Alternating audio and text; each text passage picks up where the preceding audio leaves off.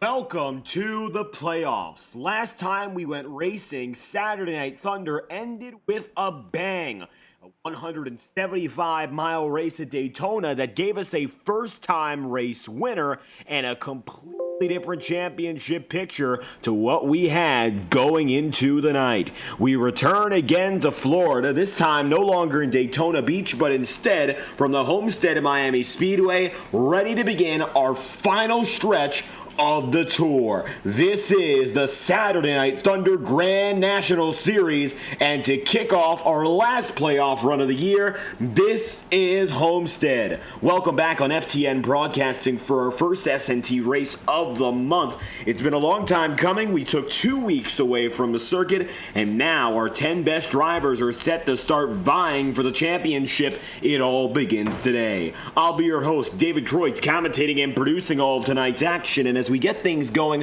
180 miles are what are ahead of us tonight. A big race with championship stakes as high as ever. Some drivers looking for their first win, some of them looking to get, well, in one case, you got a three-time winner looking for his fourth, a two-time winner looking for his third, two drivers with one win looking for their second. So different scenarios all around, but the points have been reset. The ladder is much easier to climb, and so as we take a look downstairs, let's see who's where in our qualifying roundup. Currently, Braden Hunsicker having himself the provisional pole position over a Jordan Coons and a Richard Cherry second and third. You'll have a rookie man to look out for, the 0-2 of Christian Herklotz making his very first start. Then Matthew White in fifth as they run with about a minute and 54 seconds remaining. Got a crowd of 25 drivers out here tonight, so a fair field. We had ourselves the better half of 35 last time we went racing at Daytona. A little bit of a smaller track, slightly smaller field, but some drivers that we have not seen before and a lot of rookies, of course, that we've seen throughout the season all together again. Ethan Burrell just dropped the fastest lap with an average speed of 161.5 miles an hour. That lap time of 32.984 is the only lap that crosses under the 33-second threshold. Burrell to the inside. Hunsicker sits in second. Kuntz third. John Meeks still putting the time in here. Looks like James Thurston is as well. So for Thurston, this is his last shot, and it looks like he's going to pull it down and in. Not able to validate that lap time. Not good for Thurston, which means he will be starting at the back of the field. John Meeks, however, still going at it right up top. We'll see what Meeks can do this time by. This is his first lap. He'll get loose. He's going to have to keep on going if he wants any chance to put a time down here. Straightens it out. Bryce Benton, though, the rookie, goes to the top of the board in qualifying. For Benton, that is P1 with 161 miles, 0.7. The average speed, that's a 32.94. John with some trouble here. Coming across the line, he's going to be able to finish his lap, but it's not going to stand for anything. Invalidated lap time, as right now Benton and Burrell are your 1 and 2 with 12 seconds remaining. Mike Hill, the number 27, not yet setting a time, and so we have a total of 19 drivers with a completed lap. And qualifying is over. But a surprise at the top of the board with a new driver up in the front. Matter of fact, not just the front of the field, but of course, position 1, front row, taking his first pole position in his very first start. That is Bryce Benton. Bryce finding himself 1 for 1 on poles in his SNT career, and the number 9 takes the top spot here in Homestead. How about that for Bryce to kick off his season?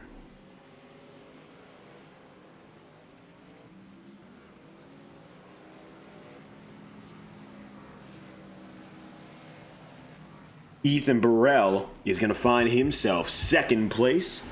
26 drivers overall, one more to register as qualifying ended. So now you'll have some of your playoff guys at the front of the field. Some of them, notably Thurston Donahue, John Meeks, will be starting outside of the top 20. So it is a little bit of a spread out field when it comes to those playoff guys. We'll see how they adapt to that. There's a lot of time on the racetrack.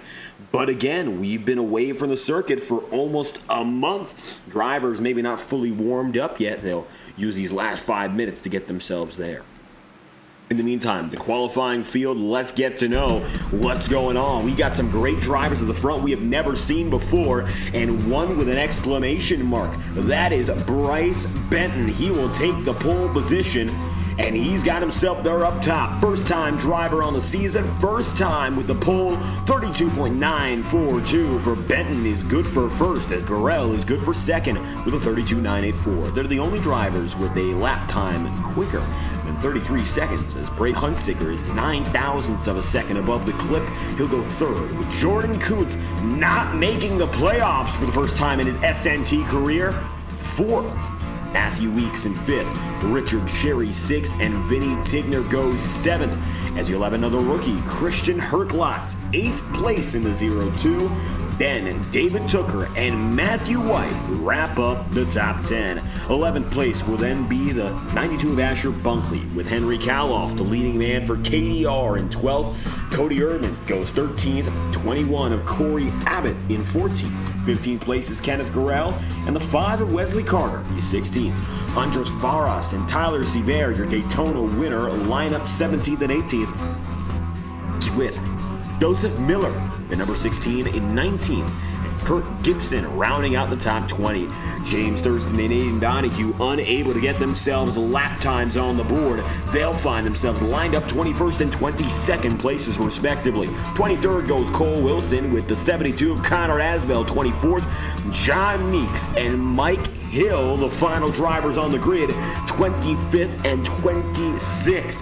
It's not a playoff driver at the pole tonight. It instead is the rookie, Bryce Benton, with a standout 32.942 second lap. Grabs the pole. That's your starting grid from Homestead. 180 miles ahead of us. And to lead it all off will be a driver that we have never seen.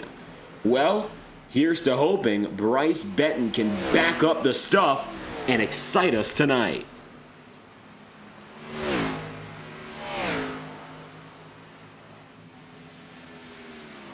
Braden Huntsicker at the top of the board by a tenth of a second right now. Warm up. Benton finding himself in second place. Let's watch out for all those rookies tonight. You got Benton, of course, as we mentioned. Bryce, Christian Herklotz in the 0-2. Further down the line, you will have the number 21 of Corey Abbott. And Abbott going to be one to watch for certain. One we have never seen as well. So with 3 new drivers on the season all coming in today, it's going to be a thrill to see if these guys can really wrestle with the best of the best. Of course, Bryce putting down a great qualifying time, as did Christian. And Corey Abbott is right in the thick of it himself. He's ahead of some of the playoff drivers.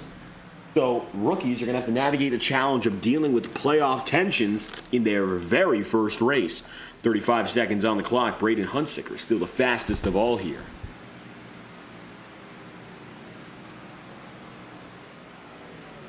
Huntsicker, known to get the best out of these final 5 minutes.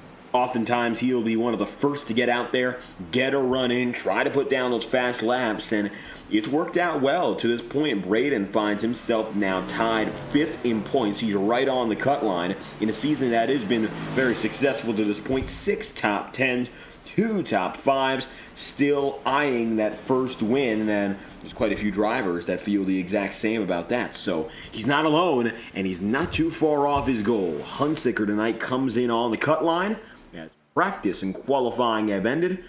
Now is about time to move on to your main feature. From Homestead, Florida, 120 laps, 140 miles. That's what's ahead of us tonight.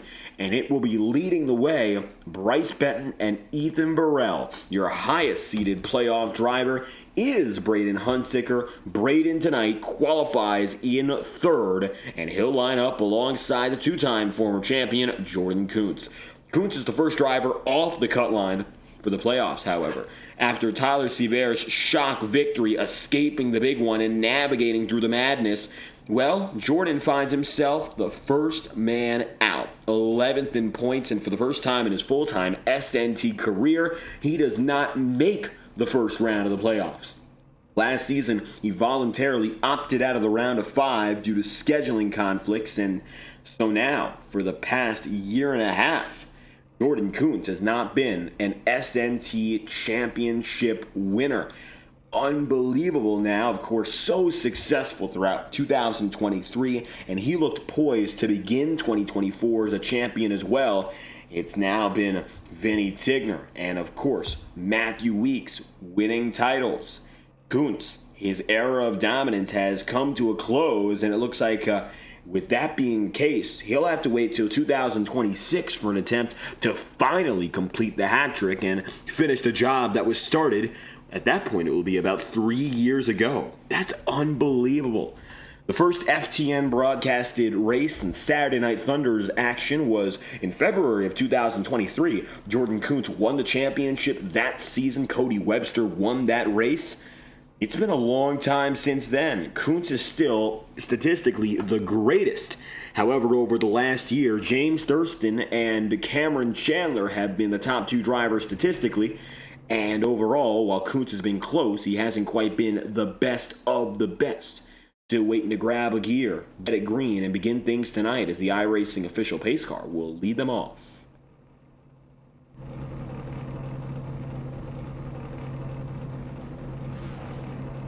Lot of pressure on this man.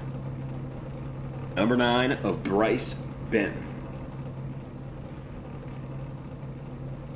First-time pole sitter, and he's alongside not only, of course, the playoff guys and Hunsicker, but the veterans in Kuntz and Burrell, and some wild card drivers in the top 10 that we don't know what to expect of. Also, of course, Christian Herklotz, David Tooker we see on a part-time basis. He's a strong driver. Watch out for him in the Mobil 1 Toyota Supra tonight. Then you got that number 21, Corey Abbott. Abbott, it looks like, might be able to make up some spots on this qualifying lineup, as CJ Erdman's all the way back there. A little bit of a shakeup. Everyone pulling together, getting set to go. There's Aiden Donahue, 22nd on the lineup tonight. Thurston starting in 21st, takes it down to the apron and saves a little bit of fuel, or at least what he can, to get the night going. Conditions. It's going to be night skies, so you can't tell, but it's partly cloudy out there with both a track and ambient temperature at 80 degrees. That's the way it'll be all night long, with very, very light winds and a relative humidity of only 25%. These conditions are in the driver's favor. They can make the most of it. Don't be afraid to push. Don't be afraid to use the high side, the middle, or the low. Homestead is great with all 3, and when it's not a slick track out there, you can find control wherever you would like to have it. 10 drivers, led tonight by Braden Hunsicker, begin their playoff chase, and Hunsicker goes 3 wide immediately for the race lead. Welcome to the playoffs from Homestead-Miami.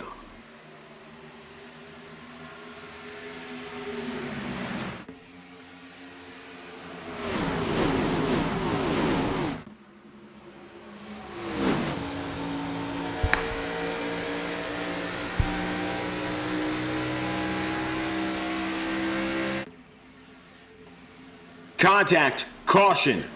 82 of Aiden Donahue goes around and the yellow flag is out. Let's see what happened here. Donahue among those involved, and Wesley Carter is as well, as the caution flies for the first time tonight. Donahue started 22nd. Already finds himself with an issue. A lap 1 caution, not too uncommon in this series, but usually that's a good omen of better racing to come. Get the first lap nerves out of the way. We've been almost a month away from the circuit here, and it looks like the back of the field with some troubles already. Donahue was around Andres Varas as they got things started here. Let's see what happened. Wesley Carter contact with Varas. Donahue got loose and actually avoids contact thanks to it. Wow. Donahue gets very lucky. Wesley Carter's there. Andres Varas nags the wall, gets that contact on the inside, but I believe Donahue gets away contact-free. 3-car incident, the first of the night, and the yellow flag is out at lap number 2. Involving Varas, Donahue, Wesley Carter. The only driver not to start is Connor Asbell, as 4 go down to pit road, led by Cole Wilson in number 22. Wilson in the 22 started in 23rd. He is currently 21st and has not yet entered the top 20. He'll make it down and in. Going to be a splash and go as Bryce Benton continues to lead the way. Biggest mover in the top 10 is Matthew White, who so rapidly gains 3 places in just a lap's worth of time. He'll go 10th to 7th. Only one driver crosses out of the top 10. And it looks like that will be Christian Herklotz, the rookie, pressured hard on his first lap. Drops to 12th. 12th to 10th is Henry Kaloff.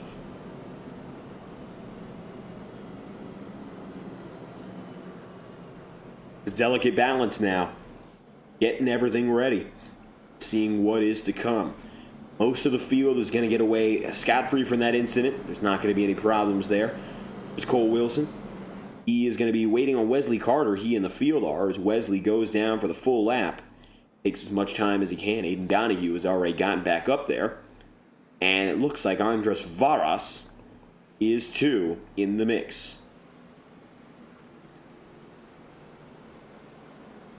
1 to green at lap number 5. It'll be your first restart of the night and your first of the playoffs. Beginning the night with a hard charge is Matthew White. He goes up 3 places, and the 2-time race winner is now looking for his 3rd to exact revenge on James Thurston. From August into September, those drivers actually started in July. From July to September, those 2 drivers went back and forth for victories week after week. Had that rule continued, it would have been Matthew White who would have gotten the victory 2 races ago. Aiden Donahue was able to take victory. Then at Daytona, the rule was snapped again as Tyler Seaver collected his first of the season. Right now, Matthew White sits 1 win under James Thurston. He's got 2 to Thurston's 3 and is eyeing his 3rd, which would be the league leading marker on the season. 2 drivers would have that mark if White is to win today. Bryce Benton still to the inside of Braden Hunsicker. Same front row that set it off. No longer. The outside has changed, but the inside stays the same. Green flag at lap number 5. Benton gets to it.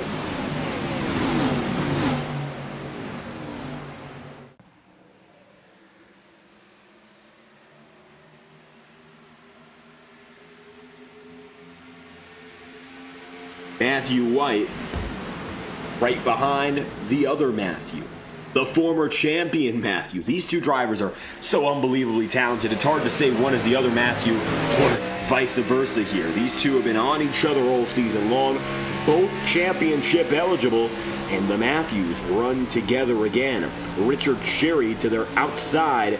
Sherry, the number 29, the Summer League champion, not making the playoffs this season. However, he had that great strong run in the summer tour. Hopefully we'll see that come to fruition as we have our next off-season action. The months after this, we'll have a little bit of a winter break. Go racing to begin 2026. That's all to come, as right now it is Benton, then Jordan Kuntz. Jordan is far and away ahead of the rest of the pack now, but even further out is Benton, as it looks like Jordan is now the best of the rest. Look further back, and that looks to be perfectly the case. 00 of Hunsicker takes 3rd. Ethan Burrell holds 4th. Yellow flag's out. Caution, 2nd of the day. And at the back of the field, Mike Hill, among others involved. This one includes Wesley Carter as well. Oh, let's get to start with Donahue and company. And Corey Abbott. Big wreck in the mid-teens. Looks like Abbott gets loose. Contact from John Meeks into Aiden Donahue. Up the track, Mike Hill, Joseph Miller, and Wesley Carter all make harsh contact. Right on board here, see the perspective from Carter. I don't know if he could have done anything to avoid it there.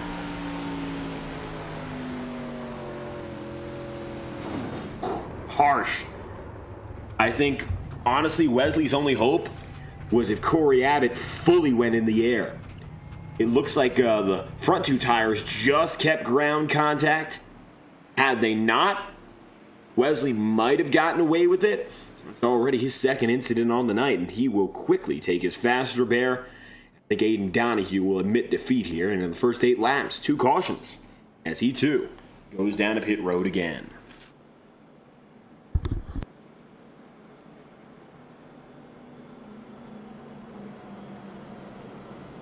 What set off that wreck, though, as we said, drivers can expect to be more comfortable pushing. A little bit of contact. Christian Herklotz, the rookie, getting his first taste of bumper-to-bumper racing. And while he got away from it, he definitely had the bumper to him put in there. It was put right into his back end, and while Christian didn't shake, that's what set off the chain reaction there. So a little bit of loose racing begins our second caution. Yellow flag is out again.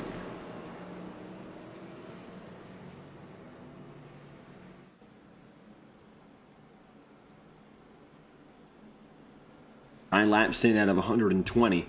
We'll restart at 11. Bryce Benton has led every lap of this race so far, but it looks like 3 drivers have taken a chance of being second in the opening 9 laps. Ethan Burrell first and foremost, then Braden Hunsicker, and now Jordan Kuntz has himself in that second spot. Running in the catbird seat now is the 99, and he anticipates the chance to get up to Benton. Right now, Bryce on those short runs is getting away, and he is easily getting out there. He's explosive. That's what it is. He gets the jump, and nobody's been able to get to him so far. But what's going to happen after the 10 to 20 lap marker? We still don't know. Early cautions, most drivers have decided not to go down a pit road, and so that leaves us with little concern as to how strategy is going to shape up. Halfway is at 60, 3/4 mark at 90. Race ends at lap 120. Keep those numbers in mind as drivers try to split the strategy and make it easy and even.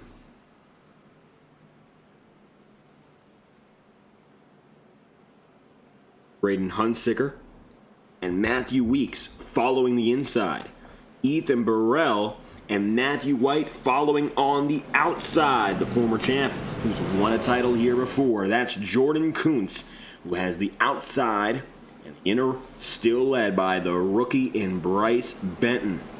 Inside the top 10, still its biggest mover. It's Henry Kaloff, 12th, now up to 7th.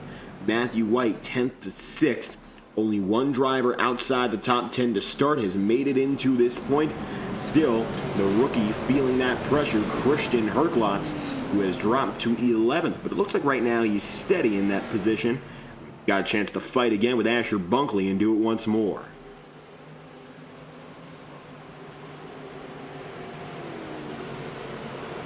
Getting back to business. Green flags out. It's going to be the 99 of Kuntz and the 9 of Bryce Benton. Big wiggle to the high side. The Hornets' nest is already dicey, but we are on our way into 1 and 2.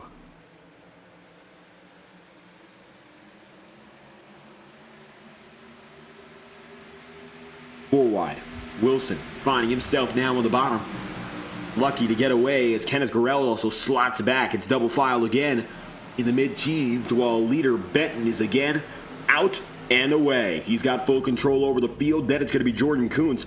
Watch what happens now as the 99 has a chance to prove he's got the stuff. As they run, Benny Tigner ahead of Asher Bunkley. And the 0-2 of Christian Herklotz is nose to nose, now side by side with Cole Wilson. Wilson is getting some solid drives out of the outside, though, I'll tell you this much.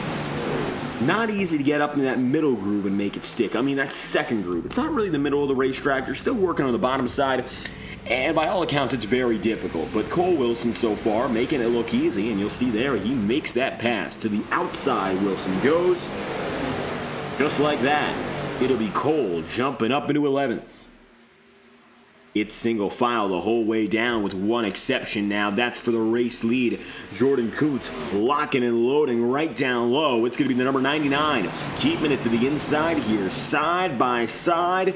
Looks like Benton's clear. Bryce Benton just getting away. And he's going to get away by just a few feet. And he will shut the door on the 99 again. Say hello to Jordan Kuntz. Bryce Benton is in, not for a rude awakening, but he's going to know very soon that Jordan does not mess around. An all-time great in Saturday Night Thunder racing. The wins, the top fives, the laps led, the pole positions, and most of all those back-to-back championships, which made him a legendary figure. Well, now he's chasing after it once again. Another win. Kuntz is on his back bumper. In a 1 and 2, he'll let him go.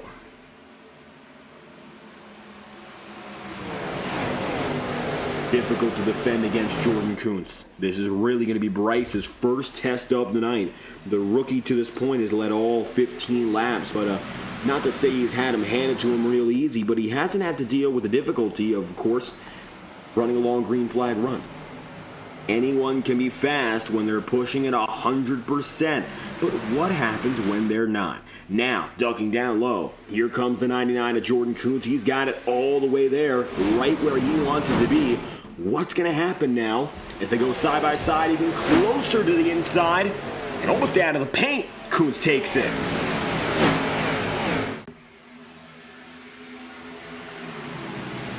Jordan Kuntz is comfortable. And it looks like now Bryce Benton is not.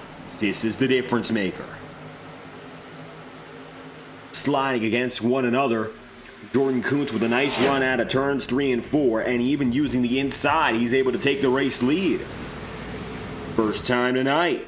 Here comes that number 99. Jordan Kuntz is your official race leader. Matthew White leads all those in the playoffs position-wise. He is in 4th. You'll have Hunsicker 5th, Weeks in 6th, Thurston 9th, and then Vinny Tigner right there with them.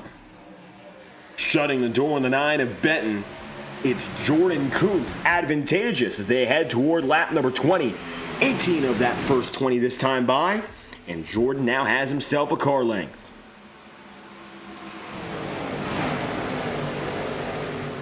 Ethan Burrell, 3rd, started the day in 2nd. He has only been passed so far by one more driver in Jordan Kuntz, and maybe now is a chance to get back up there on Bryce Benton. Is Bryce going to fold now that he has lost the lead, or does he have a little bit more in the tank? I'm wondering now what we are going to see out of him. This is the first real test of what's to come.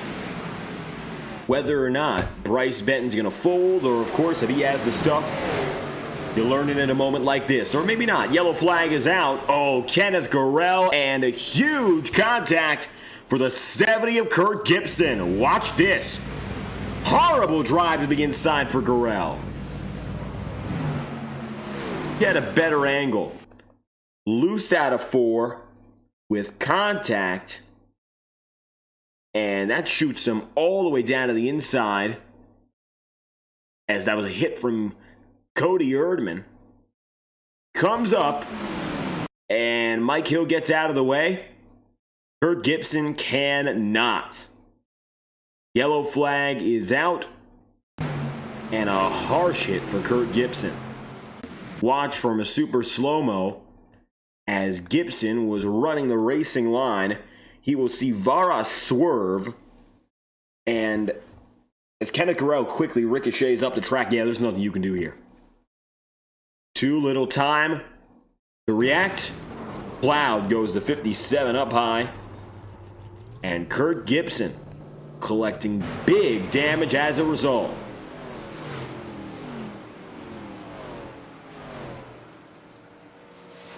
Yellow is out as Kurt and Kenneth alike limp to pit road. Unfortunately for Kenneth, it looks like he had to tow it down. A great job from Gibson to make himself into pit road basically on his own accord there. Meanwhile, Henry Kaloff, the lone driver to stand out and stay out while the rest of the field takes it into pit road. Kenneth, the one and only. Now let's see what happens here on pit exit and see who can make it through with the advantage. Pit exit camera gonna show you who's out there. And it looks like 3 wide at the line. I think Bryce Benton got him. The call at the line is Jordan Kuntz over Benton, over Ethan Burrell. And that was so close. The only difference was that Kuntz was rolling at full speed. That's the advantage.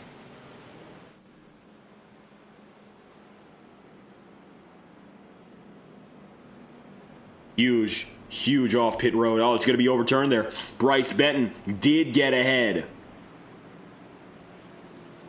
So it was Benton at the line, then Jordan Kuntz, then Ethan Burrell. Matthew White no longer going to be right behind.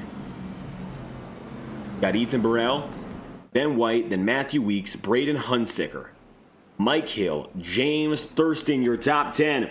Corey Abbott and Henry Kaloff for the lone drivers. Keep themselves out.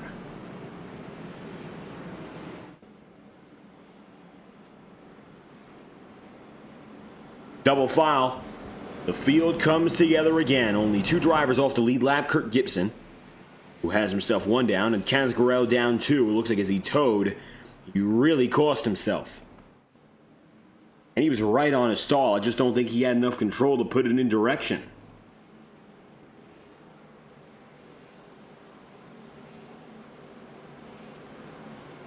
Here we go again. Henry Kaloff is going to lead the way. And what he's going to do with that, well, let's find out here. Looking at the stint data, he is on his original stint, 22 laps in. Corey Abbott is on a 13-lap run, about midway through. Will those 13 laps matter? I'm sure that the 22 for Kaloff will. Maybe Corey Abbott going to play this gamble and get a few nice laps out of it, but Kaloff is really throwing himself out against the field. Let's see what happens here. Old rubber versus a pack of 20-plus. Green flags out. Kaloff with a nice jump. And it's the 63 out and away. He finds himself leading over Bryce Benton, Corey Abbott, and Jordan Kuntz. Thurston scrapes the wall, able to get out at speed either way. Side by side now with Braden Hunsicker. Aiden Donahue. 82 machine going to be in the middle of that pack as they go 2 wide, 2 rows deep. Benton quick to reestablish himself as the race leader. He'll take the lead right back. And Benton anyway, has proven himself to be the force that everyone's got to look out for tonight. If not Jordan Kuntz, Bryce commanding respect on the racetrack, and he will take that lead right back where it was. It's going to be Henry Kaloff dropping back already, as does Corey Abbott. What's going to happen here? 24 laps in out of 120? Well, we'll see. Benton, Kuntz now in second again, and Matthew White back up inside the podium for the first time today. Last time we saw him in the top 3 was in Daytona, and now he leads all playoff drivers in position.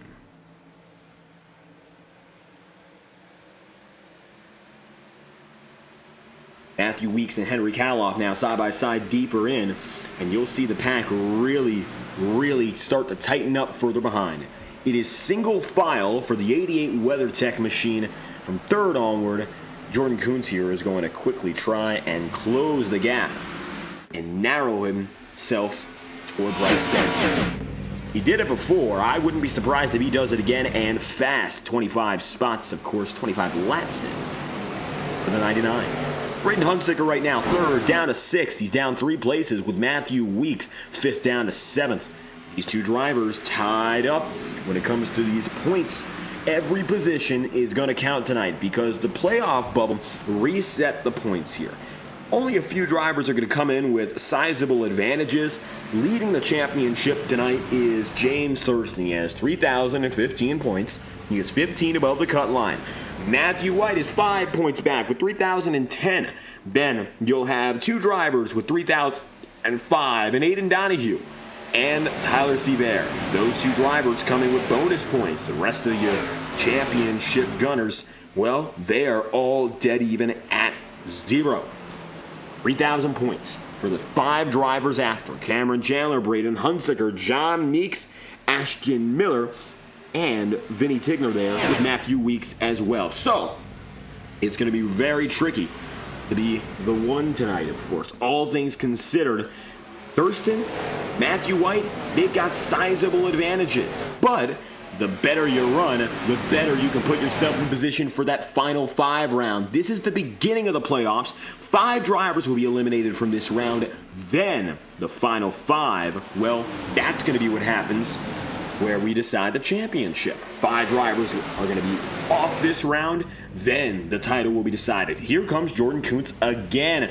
Jordan, he let Bryce Benton do all the aggressive work, do all the early work, bring back the lead to the 9, and the 99 will be quick to take it. Kuntz down low. Benton again put in the outer lane.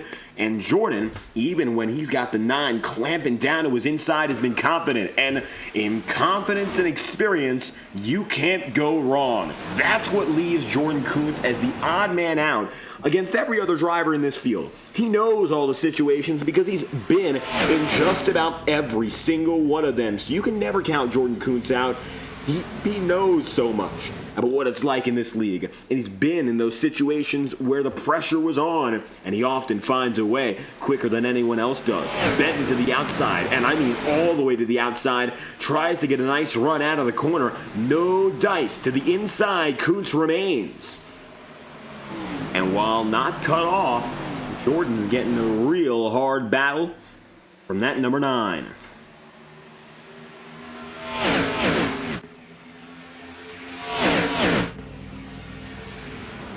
Kuntz back to second. Benton able to hang on and defend Jordan Kuntz a little bit better.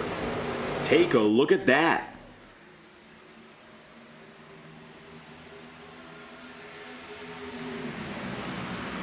As a matter of fact, we say take a look. How about we do that? Take a look at the backside of number 9, Bryce Benton, the leading driver, defending against an all-time great in Saturday Night Thunder. 165 miles an hour down the front straightaway, and he finds himself now dialed in as he heads towards 1 and 2. All on the brakes. Notice that speed difference from about 180 down to 140, 40 miles an hour difference. You've got to have the finesse with your throttle control, your braking control, and the steering through the corners. Everything matters. And at Homestead, where you can go anywhere, that's even more important. Here comes Matthew White. White down to the inside. Now he's looking to give it a run. Who's going to be blocked up? 88 of White tucks in down low. And now dialing in the 88, while it looks like Benton was able to hang on against Kuntz. An unknown challenger for the rookie. Matthew White gunning down the back straight. He's got the lead, and he is set to go and clear it through 3 and 4.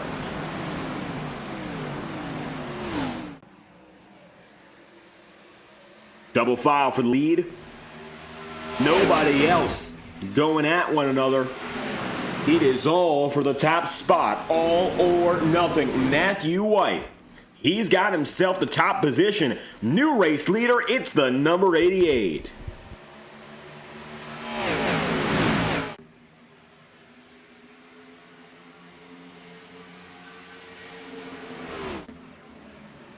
Matthew leads by 0.2 of a second here, 21st up to 4th. It's a huge, huge gain for Thurston. And not only that, it's going to reset the narrative. He started all the way in the back of the field. And with him doing that, you got to wonder, how long is it going to take for him to pull the strings, get back in order, and really figure things out? Well, it looks like it's only taken all of 35 laps for him to enter the top 5. Qualifying doesn't end your race. and make it a little bit harder to get up there. But with what we've had, these pit stops, we've had these swings, these backs and forths, it means that a driver doesn't really get locked up in one spot. If they just play the game nicely, what's going on around them, they can really succeed even when situations are difficult. And James Thurston is doing an excellent job of that. He is probably the championship favorite.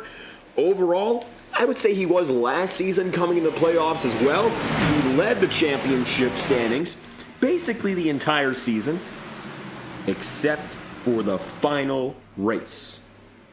Well, yeah, of course, that's a heartbreaker. Matthew Weeks was able to take it from him in just the last moments.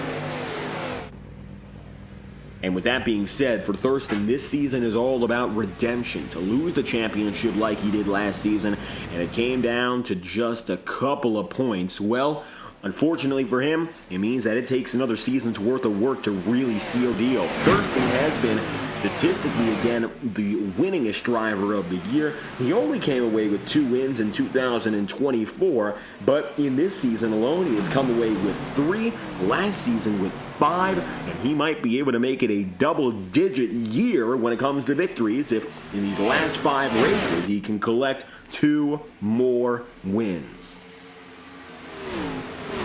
88 white. Now jetting out by 0.6 of a second as Ethan Burrell reclaims second for the first time in nearly 40 laps.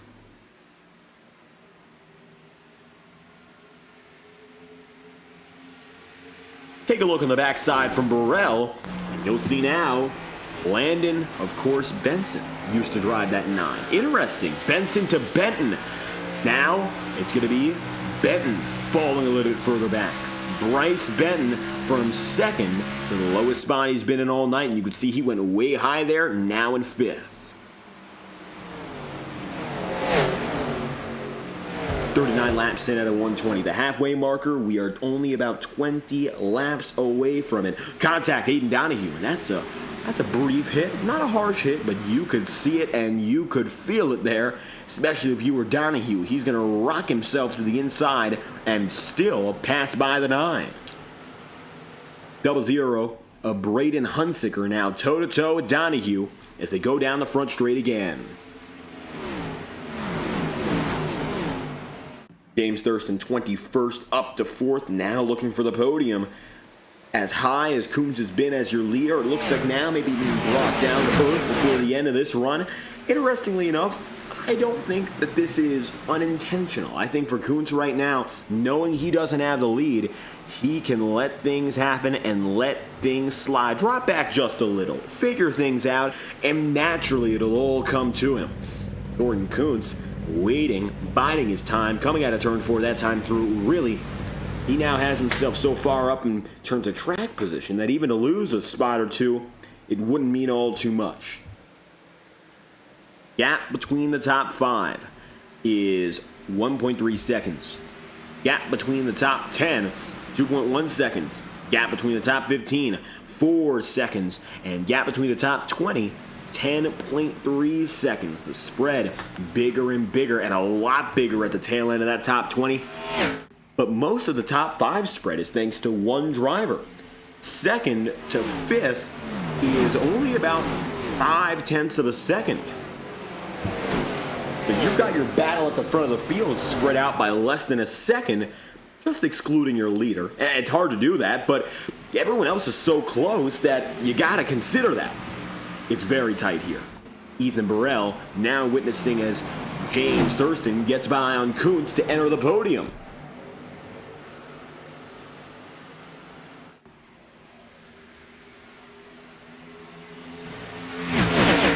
Jordan to the highest spot he's been in all night long. Kuntz leads the way. Thurston, of course, in this fight to get up.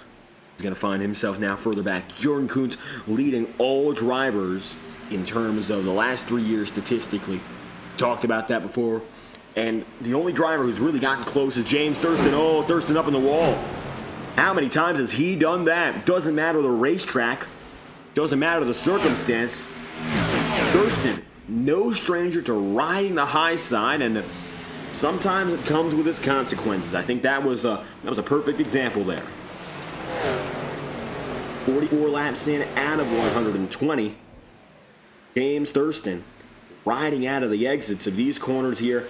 It depends on where he is. I mean, he does it differently through turns 1 and 2 as compared to 3 and 4. Sometimes it depends on the lap. You'll see now James is going to take it all the way down to the bottom side.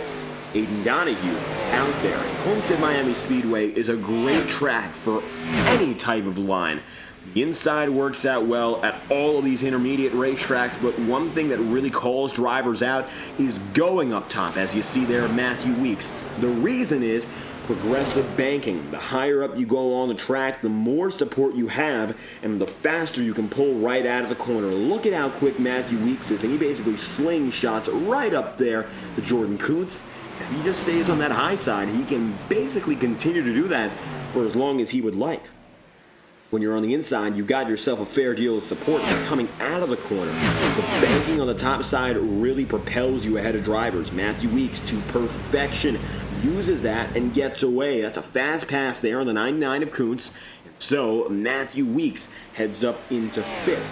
Additionally, Homestead is interesting because it's very, very forgiving, the drivers who decide to go up high. Matter of fact, it's not just forgiving, but at the same time, there's an incentive. When you go up there's a little bit of a bubble, and it comes from the aerodynamic properties of the car. It comes from how close you are to the wall, but there's a little bit of a dark strip of pavement you can see up there, and there's a bubble of air that basically pockets you in and lines you right up with the top of the racetrack. When you get up there and you're really in the groove, it's almost like a speed boost. You can give it a little bit more power, and you'll be shot away from the wall no matter what you do. For Matthew Weeks, he has worked that out and gotten himself a fair few spots to return to the top 5. James Thurston and Aiden Donahue started 21st and 24th on the night, or rather 21st and 22nd. They now run in 3rd and 4th, respectively. That is unbelievable. Perhaps more impressive than I think any other run from any driver right now on the track.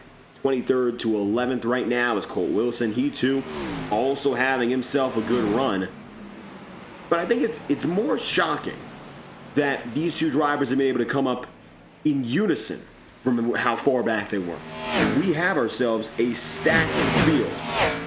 By all accounts, these are drivers to look out for in a top 5 fight.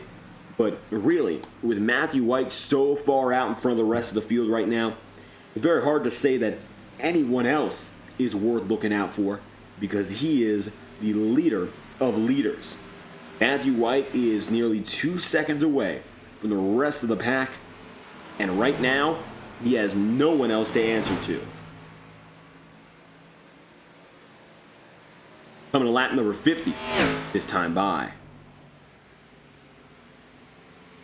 While Matthew White keeps the lead battle away and all to himself, Ethan Burrell and the rest of the podium contenders are going at each other and still trying to secure who's where. James Thurston is all the way on the inside trying to figure it out against Matthew Weeks. Can't quite do it that time by. Weeks gets away with a better run, and the outer groove has helped him so much so that he'll take another spot right there. Coming toward what could be our first big pit stop cycle under green. Lap number 60, of course, being the halfway marker. Most drivers have gone in at least once right now. It's been about 30 laps since these guys have last gone to pit road. So that gives them just about 30 more laps on this run. With that being said, you could expect the next pit cycle around lap 80 or so. The early to mid 80s might be about the point where the next stretch comes in. So we got time until then, but we've also gotten ourselves a nice, long developed green flag run. Great stretches, lap in, lap out, race in, race out. I mean, we've seen it throughout Saturday Night Thunder. Now with the playoffs, I think these things need a lot more. Developing that racecraft and getting these good runs in. And not only that, but doing so on a consistent basis makes the difference for these drivers here. Leading your playoff guys is Matthew White, and this could be a statement race for him.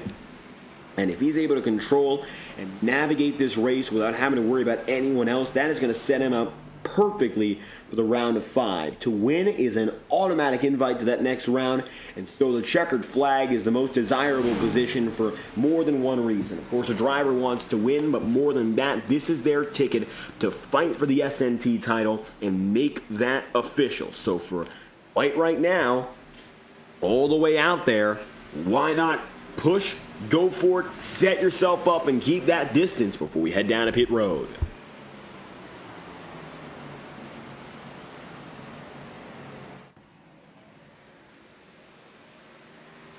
Additionally, though, you do have to consider the fact that we still have an estimate of 30 laps left on this run. And you know what that means?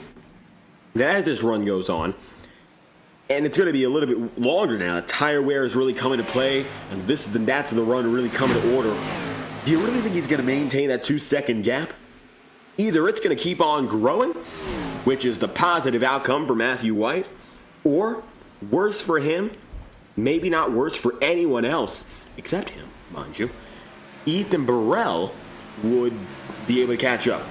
Or someone else would be able to catch up. Over the last 4 laps, I don't think anything has really indicated that would be the case. It's been a very steady 2-second gap here. But say, for instance, you start to see Matthew White falter, Ethan Burrell and company would be the first to pick up on it, and I don't think it would take them all too long to get there. I think the quicker that they do, the more exciting it's going to become. But either way, I don't think it's going to be too long until that battle restarts itself. Give it a while, maybe, yes, we still have a lot of time to give, but in patience and just biding time, I don't think the battle for the lead is over in this stint if these drivers can really get their act together.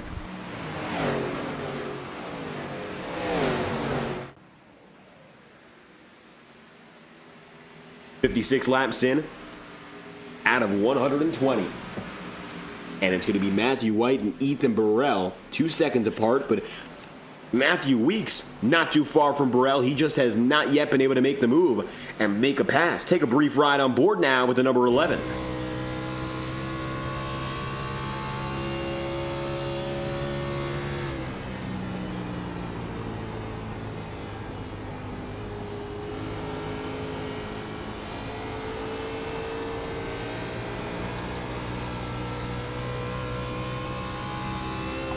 Matthew watching and waiting for Ethan Burrell. Maybe not waiting, but certainly keeping his eyes on him as they're both now using those middle grooves. Weeks maybe a little bit closer to the bottom there. He's got pressure from Thurston and Donahue, so he can't give up in the slightest. But of course, for Matthew Weeks right now, his biggest focus is just on maintaining the podium. Top 10 is now separate by 5.5 seconds. It's going to be 15 seconds back to your last lead lap driver in Corey Abbott. So Henry Kaloff put one down on pace, and it looks like he's going to fall way further back compared to the rest of the field here. Matthew White just being able to put him down. 19 on the lead lap. It's going to change now, as you can see.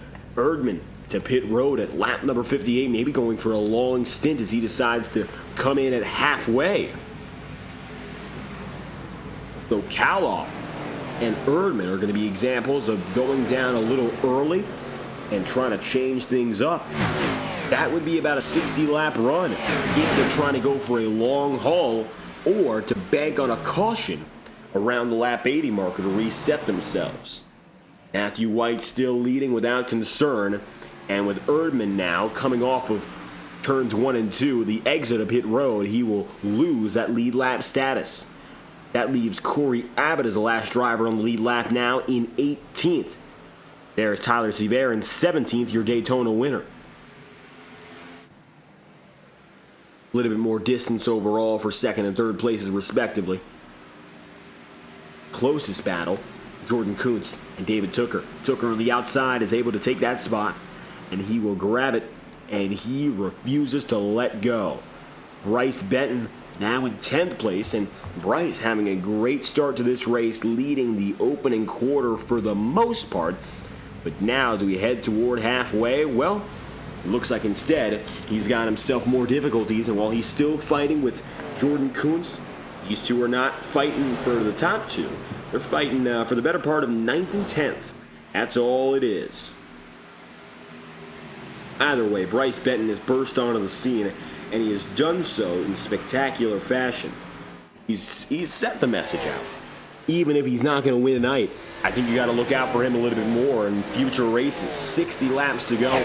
This time by, Matthew White has already come across the line. The rest of the field will continue to chase him. And now, second, third, fourth. Burrell, Weeks, Thurston did the same thing there.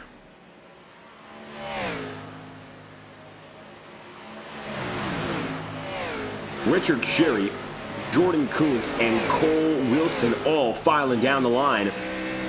Exciting to see what happens here for Sherry as he is up inside the top 10 and he is practically the gatekeeper of it now. Kuntz has fallen out, and is he going to be able to come back? Will Cole Wilson have a better run for him? Wilson might be able to get up here in the top 10 if he can just get by Kuntz and continue his fight. Last time by, 35.5 second lap for Richard Sherry, and it was a 35.607 for Jordan Kuntz. That's about a tenth of a second loss there, and if he keeps losing tenths at that rate, I don't think you're going to see Jordan Kuntz in the top 15 much longer.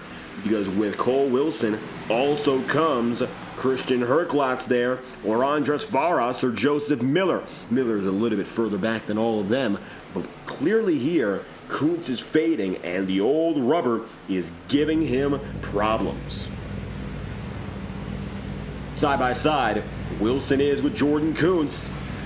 At the line there, looks like it's going to be just barely Cole Wilson ahead. He was clocked in ahead by 7/1000ths of a second that time by.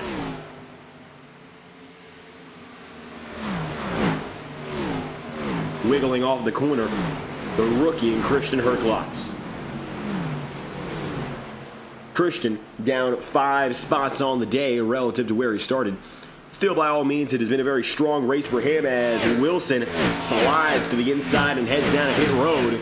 And it looks like now in the mid-60s, Cole is going to decide to go through. He could run the rest of this race under green if he so pleases. And so it looks like that's going to be the call on the field for the number 22 of Cole Wilson. Wilson coming in from 17th place after a 43-lap stint, just a little bit before hitting that middle point. That would have automatically made sure, yes, he can do it. But it looks like he will take a safer route for now, more risky for later, as he drops in with about 55 laps remaining. Leader Matthew White holds down the Ford as we head down and looking at that mid-pack. Watch again for Richard Sherry. Sherry watching the rookie, Christian Herklotz. Christian now has a chance to get back in the top 10, at least briefly. Let's see what he makes of it. Single file and rushing through. The final laps of this engagement, well, they're coming pretty soon no matter what. Will these guys reorder significantly? That's to be determined. But I think right now, when you're looking at the 0-2 Herklotz, the end goal for him has been, of course, get the experience in today and run as strong as he can. To this point, he hasn't done a bad job of that. Top 10, he's been around it for the entirety of the night. And not only that, but qualifying well to start. Caution's out. And after our longest green flag run of the day, it's Cole Wilson who goes around. Watch this.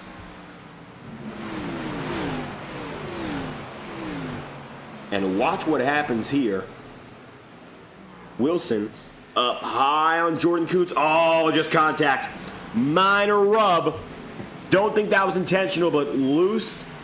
And when you're on that trip down out of 2, there's really no recovery. Let's look inside the cockpit. I don't know if there's anything Cole Wilson could have done.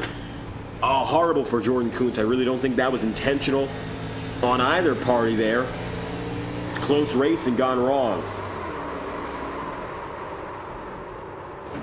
And once you're sliding that way, hand over correct yourself. Yellow flag flies quick.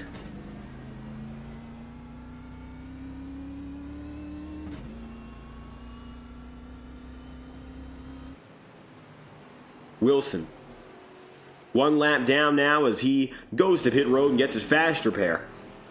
This is going to send everyone to pit road. Now, off of this run, basically the entire field could finish the job.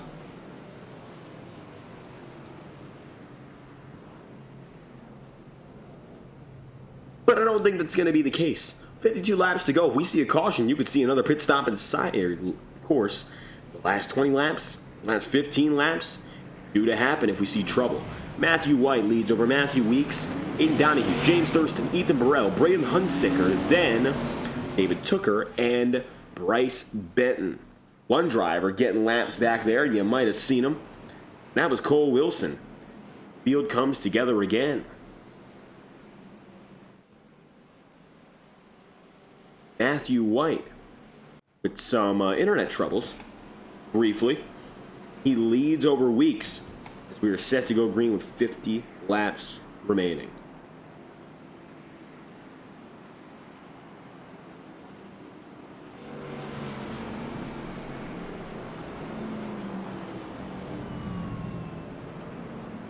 Coming to 50 this time by Ethan Burrell.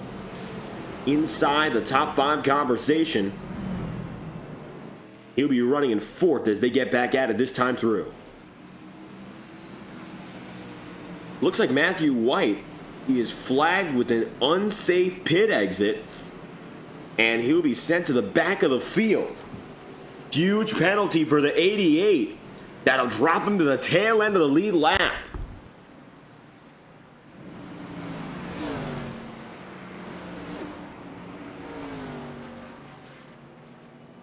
So White handed an iRacing issued penalty after he got off a pit road.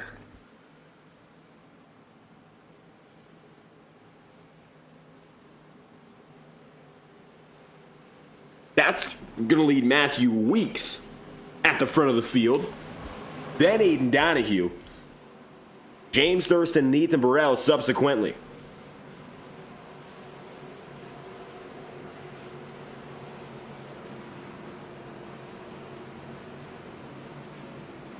The field will go green again. 51 laps remaining. Coming to 50 laps to go. The final 50 begins here and now with Matthew Weeks and Aiden Donahue positions 1 and 2. Green flags out. Weeks with the lead. Matthew White now having to fight back from 15th to get back in the mix. Back to racing under, Joseph Miller slides high. White gets away, back of the field, backs up, 3 wide. Henry Kaloff as well. It is dicey further back. No trouble for Weeks as he leads.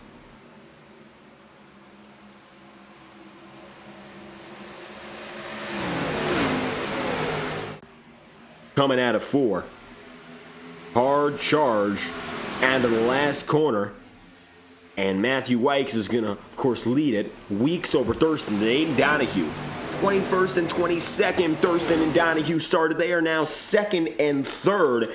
And the only thing that stops these two drivers from being 1st and 2nd is the man that's ahead of them, Matthew Weeks. A ridiculous drive through the field for the 96 and 82 respectively. We go all the way from the back without a qualifying time, mind you. The next closest driver without a qualifying time is John Meeks, who is running right now in 15th. He started in 24th. So they are the anomalies. They are the full-on exceptions to the field. And it looks like so far for both Thurston and Donahue alike, that qualifying time and lack thereof really has not defined them in the least. Slowly and surely they've been able to rise the ranks, and we mentioned them when they were running 3rd and 4th. Now, double podium from outside the top 20 is ridiculous. If Thurston wins tonight, he really goes to show it that he is the championship favorite. But I also think that if Matthew White can somehow pull it all through, he's in a lot harder of a spot to do it now that he runs in 13th. He's really going to be the guy to watch. I think championship favorites for the rest of the season are going to come out of who wins today and who wins next week. I mean, yes, we do have ourselves the round of 10 for a reason, eliminate the 5 bottom-seeded drivers, but this round of 10 is going to be where those drivers who are up in front, who know they're up in front, this is about the time to make those statements. We have 3 races in this round. Then we have 3 races in the round of 5. We go from now to December 20th to finish the season. So these Saturday nights are going to be busy as we end the campaign with victory on the mind. And of course, Matthew White and James Thurston with 3 opportunities to win before the last round. For each of them, they're watching now as Matthew Weeks eyes what could be his first in the playoffs. Always a driver who comes alive late in the season.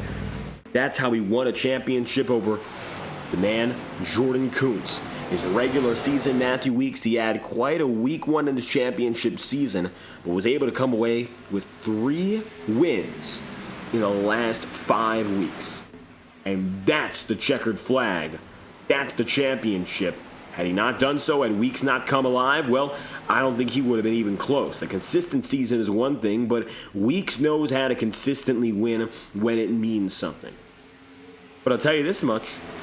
Right now, I don't think Weeks is necessarily the favorite to win it, even though he's got that position.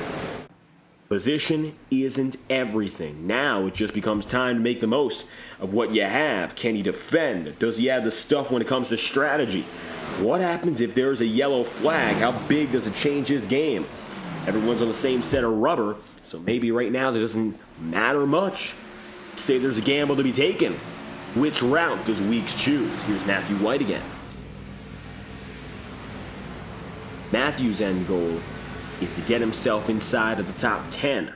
And now he's only about a car length and a half away from achieving just that, as he's staring right in the face of that 99 of Kuntz, who blocks him on the top side. We've also got Bryce Benton and Vinny Tigner. Tigner, who has been quiet today, but runs again to the top 5 after starting in 7th.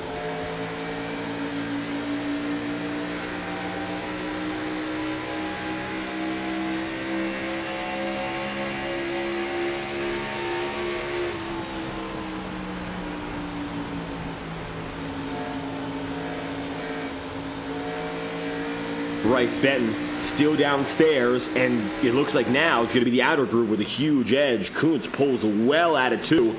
That brings him up to 8th. Likewise, gets Matthew White up into 9th. A spot gain there for the number 88 on his return tour, while James Thurston now runs to the outside of Matthew Weeks. 41 laps remaining. James Thurston having himself in a much better position here, taking the outer groove, and Weeks drops back. Now Aiden Donahue going to be looking at Matthew Weeks as another opportunity. Weeks today qualifying in 5th, so he's gained 3 spots as they run. He's led a total of 9 laps on the day, and now James Thurston is set to lead only his 3rd of the night. James Thurston to the point, just like that. A driver who qualified outside the top 20 is advantageous after all. Looking further back, Bryce Benton on the day has led 25 laps. Matthew White has led a total of 36. So right now, Matthew having that bonus point. He has led the most of all. Bryce Benton taking the bonus point for the pole position. So a few drivers taking those top accolades. Jordan Kuntz only leading 4 on the night. He has been pushing and shoving to get up there. He's had a few drivers to go up against. Hasn't been an easy night for Jordan, and the numbers don't lie. The most dominant man has been Matthew White all around. And unfortunately for him, he's in that what could have been circumstance had he not gotten that pit road podium. Of course, pit road penalty. It's on the podium coming out, and it looks like he was just handed an unsafe pit exit penalty, which means that for the time being, he still has to come up and up to fight for the lead again. He is about 3.5 seconds off James Thurston, and Thurston now starting to build his gap over the rest of the pack. Thurston over Weeks, over Donahue, over Braden Hunsicker, the 1, 2, 3, 4 combination. And as they run with 38 laps to go, it all remains the same within a second. Then about a second and a half back is Ethan Burrell.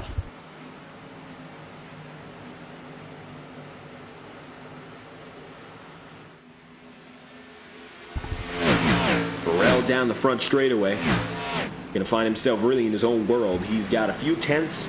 Then there's Richard Chiri. Then about a second up or so is Braden Hunsicker. So a nice spot. He's going to navigate it solidly. Ethan in his own world.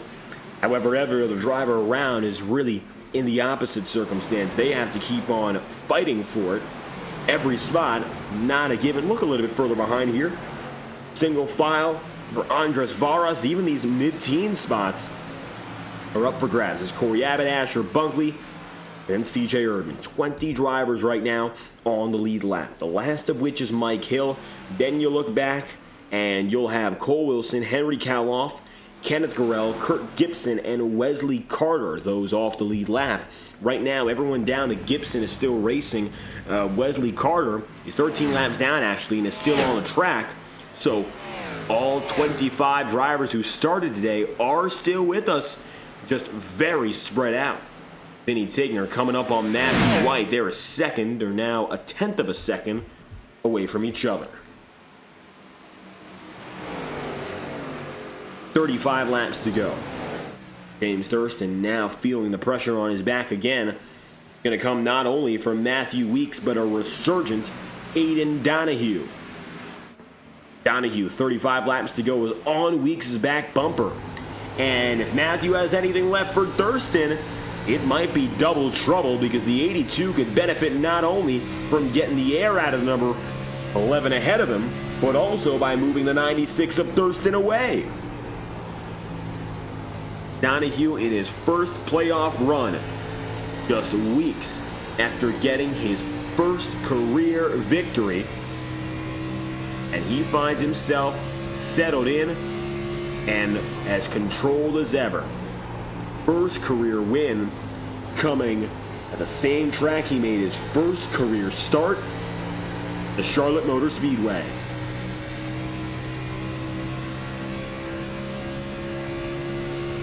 .33 laps to go.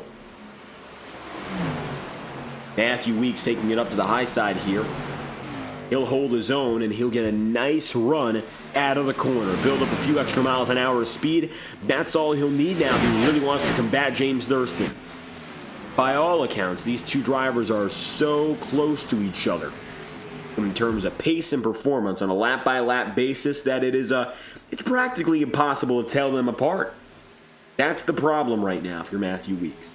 That even though they're identical on speed, basically, for all intents and purposes anyway, they're basically identical. And that means that if you are where Weeks is, then you're not going to be gaining. You're not going to be moving up the ladder, and you're not going to have that opportunity to really gain any spot. Right now for him, that big move, it's his one and only. And that for him means that what he's going to do here is either he's going to change or he's going to keep running behind. And I don't think he wants to keep running behind. But the problem is, what do you do when you're this close and you don't know how to find your way out? Thurston made the pass on him. He took that clean air. And now that he has it, can you grapple with yourself and bring it back in your favor? Or instead, are you going to have to let this run die out? It looks like Aiden Donahue has stopped putting on nearly as much pressure.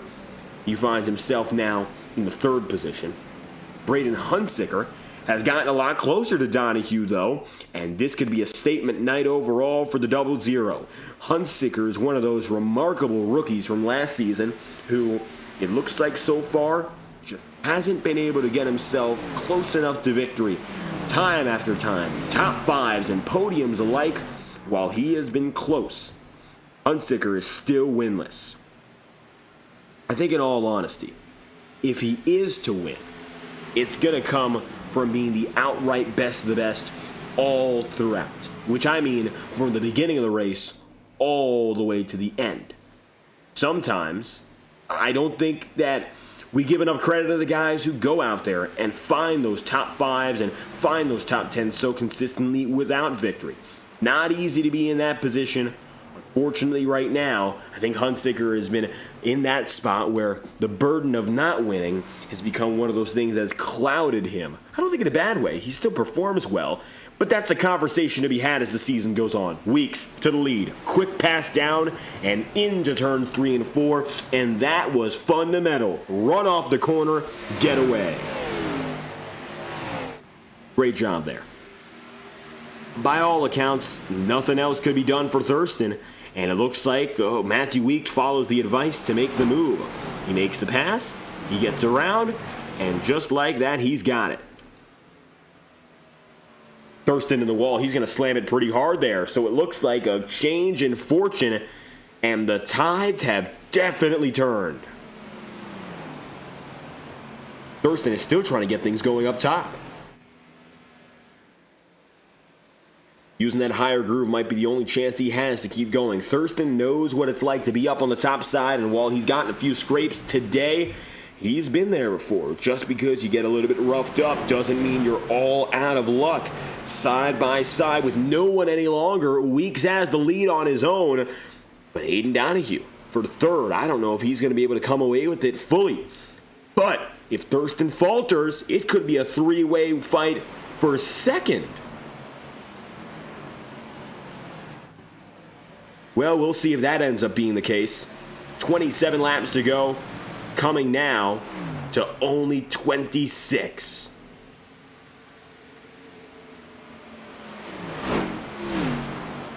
Hayden Donahue, 22nd to 3rd. Donahue, of course, still trying to get up there in the second.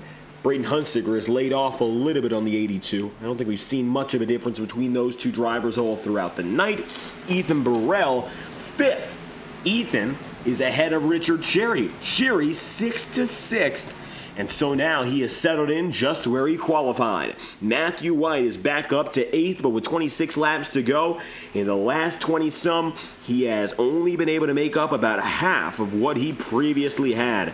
And I am sure above all else, he is highly frustrated with that call. Unfortunately, that was an iRacing issued unsafe pit exit penalty, which means that in his situation, there's really nothing he could do. He is now at the mercy of the field. A yellow flag might be able to save him. Strategy in the long term might be the best thing in his favor to keep going. Right now, all things considered, if you're looking at that number 88 of White, the best he can do is keep on pushing. 24 laps to go this time by. 24 coming to 23. David Tooker, 9th up to 7th. Richard Cherry, 6th to 6th. Bryce Benton is still in the top 10.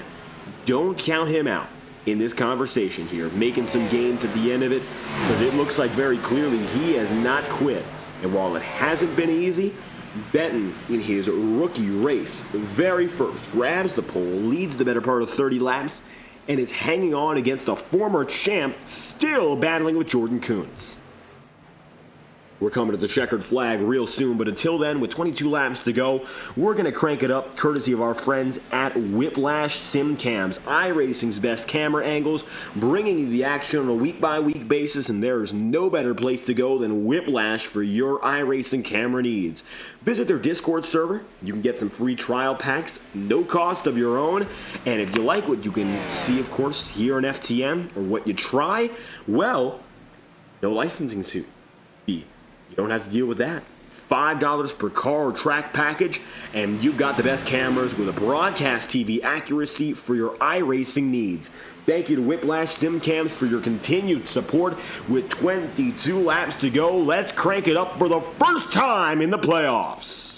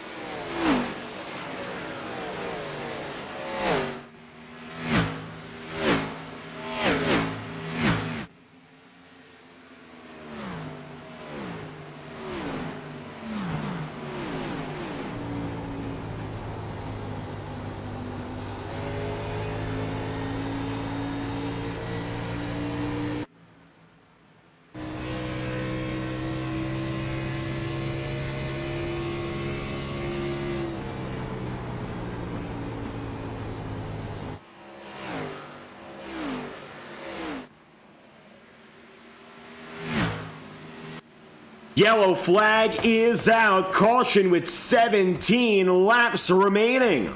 What just happened? And after a long green flag run, well, it looks like we've got ourselves stalled out for the first time in more than 25 laps. Kurt Gibson in the number 70 retires after contact from Joseph Miller, goes up the track and slides out. Gibson, caution, involved with Miller, and so we are under yellow. That's going to be the saving grace, I believe, for Matthew White. But other drivers, Bryce Benton for one, he's not particularly happy. He saved his tires, and he, I think, speaks for a lot of these guys here. Like Matthew Weeks, this is a reset, and a big one at that. As we're set to head down to pit road, we might just see a complete overhaul of the lineup.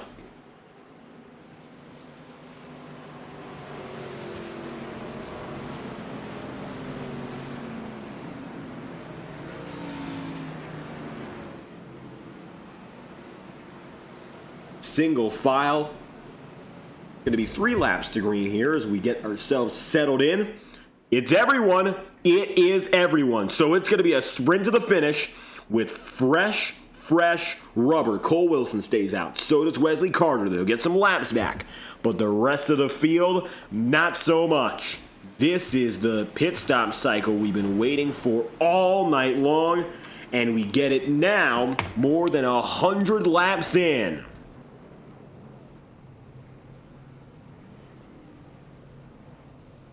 15 laps to go, and we are set for an all-out slugfest. Everyone against everyone as we get at it. Matthew Weeks beats out Thurston, Donahue, Burrell. Wow. Double file, multiple drivers deep there, and that includes David Tooker, Braden Hunsicker, Richard Cherry, Matthew White, Bryce Benton, and Vinny Tigner. That's how they run out of pit road. White maintains an 8th, so it looks like he will not lose all too much and is going to restart his battle to get up to the front of the field with half that distance cut from his previous caution penalty.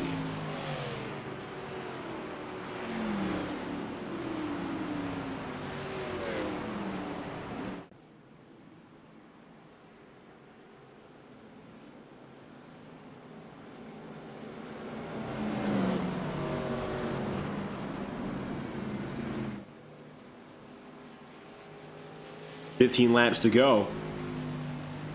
Coming to 14. Now's the time.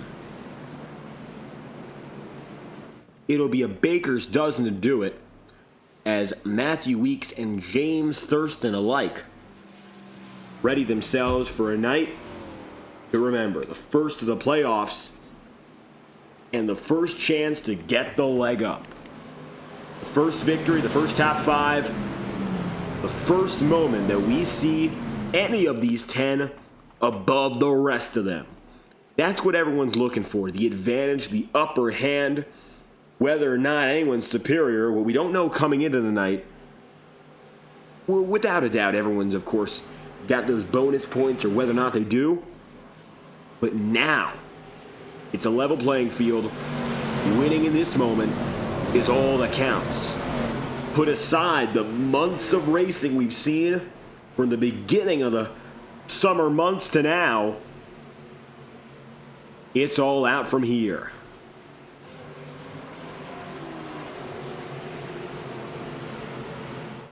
Back to business. James Thurston and Matthew Weeks. Here we go again. Green flags out. 13 laps to go. It's going to be a final drive.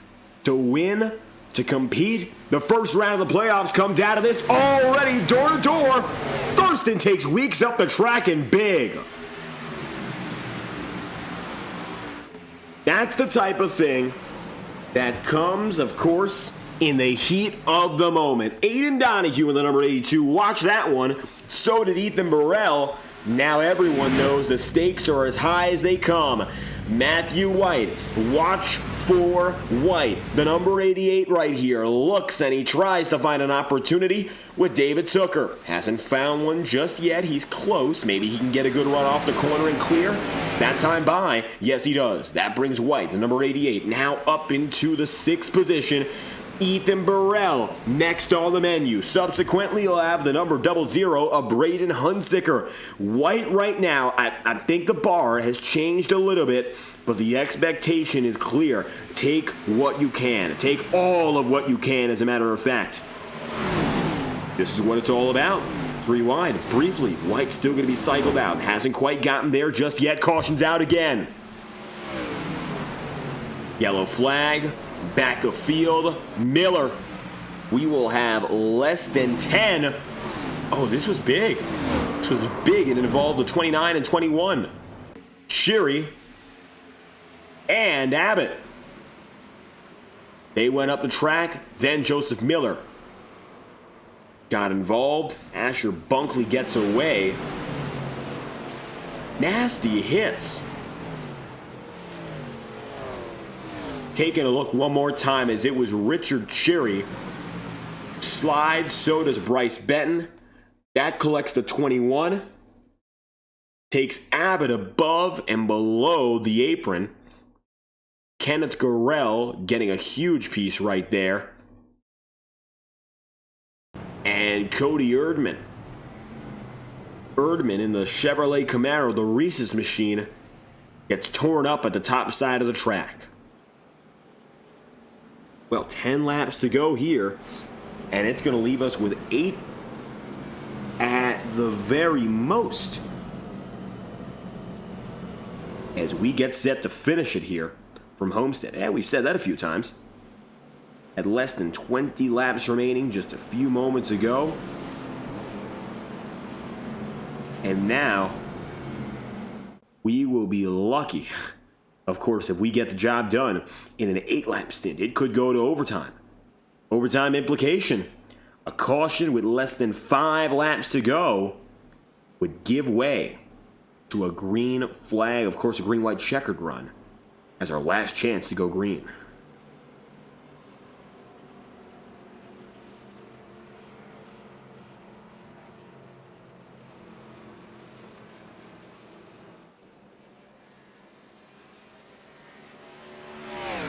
Henry Kaloff getting the lap back.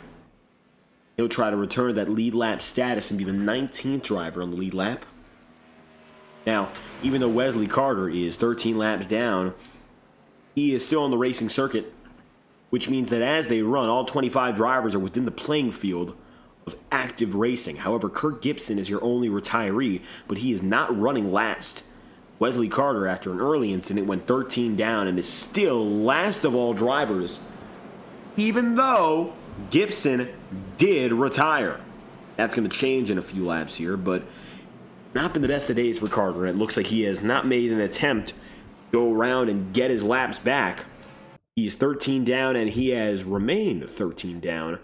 And I think, based on what we've seen tonight, he's rather content with that. At least it hasn't caused him trouble.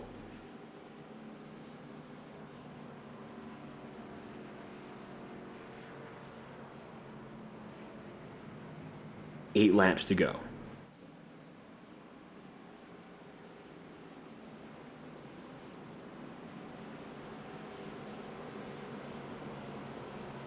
Matthew Weeks up high. James Thurston down low. The same front row as it was last time by, so not even 8 laps. It's going to be 7. 7 laps to finish the job.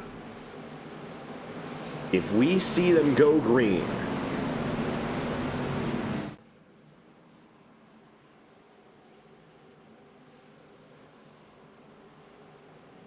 We'll see what happens now as the 96 of Thurston gets a chance to set it off again.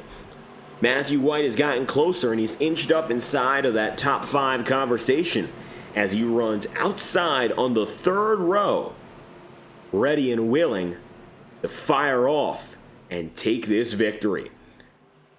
40 laps ago, he was in the leading battle. 30 laps ago, he had himself that critical pit road penalty, setting him back to 15th. Let's see what happens. Here we go again. White with a nice run to the back bumper of Hunsicker. But Thurston, wow, Thurston was out of the frame by the time that we got to 1. Green's out with 7 laps remaining.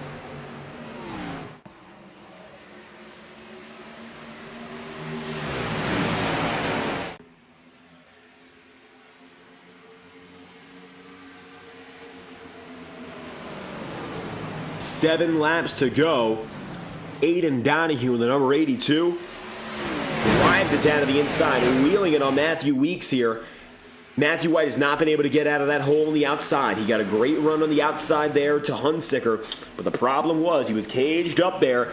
I think he's got to go down low if he wants any chance with it. David Tooker to the inside. He ducks down low, and if he gets that pass on White, well, I think it's going to be game over for the 88. Vinny Tigner and Jordan Kuntz still occupying top 10 spots. Asher Bunkley right there as well, but the rookie and Christian Herklotz might be able to make his way in. Herklotz and Benton fighting for Rookie of the Day honors, and right now, Christian is in 11th. Benton is in 12th with 5 laps to go. To the outside is Thurston. Way down low, Matthew Weeks. Down the back straight. Just a slight edge there for Thurston. But I think now he knows the heat is on. Watch him take it to the inside. That's Weeks.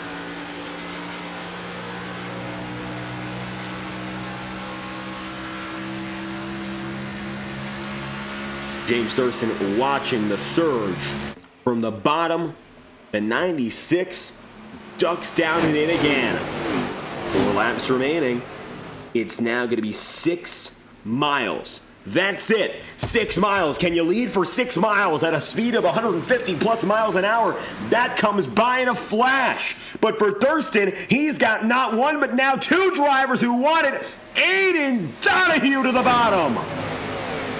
The 82, so far tonight, has not led a lap. He's in 2nd. This is the closest he's been all day long. 3 laps to go. If you're Thurston here, are you feeling it? Are you trying not to feel it? Are you taking it in? I don't know what I would do if I was in his position right now, because he clearly is not alone. Not a good thing to feel on the racetrack as Donahue again shoots down to the bottom. And better yet, Matthew White now getting to the inside. What can he do with that? He's toe-to-toe with Ethan Burrell. That's for 5th. In your top 5, you have now all 5 of your top 5 guys are in the playoffs. Matthew White has been able to get by Burrell. The best of the best have risen up, and they're all on each other. Donahue on Thurston. James is looking for his 4th win of the season. And we said when we came into the night, this race is a statement. To win it shows you've got the stuff. And not only the stuff, but that you are the man to beat. White flags out. Race is official. They'll race back to the line. Thurston already has himself a car length, and not only that, I think he's got 5 or 6. Donahue is trying to block for 2nd. Matthew White with one final chance. That pit road penalty changed everything all the night, but he still has an opportunity for the podium. He'll dive down low for 4th, but for James Thurston, nobody's a match. He wasn't able to put down a qualifying lap tonight. He started as far back as 21st. Clearly, that was not enough to stop him. James Thurston wins from Homestead. It's his 4th of the season. And in the first night of playoff racing, the top seed locks into the round of 5. Thurston is a winner over Aiden Donahue and Matthew Weeks, 2nd and 3rd to end the night.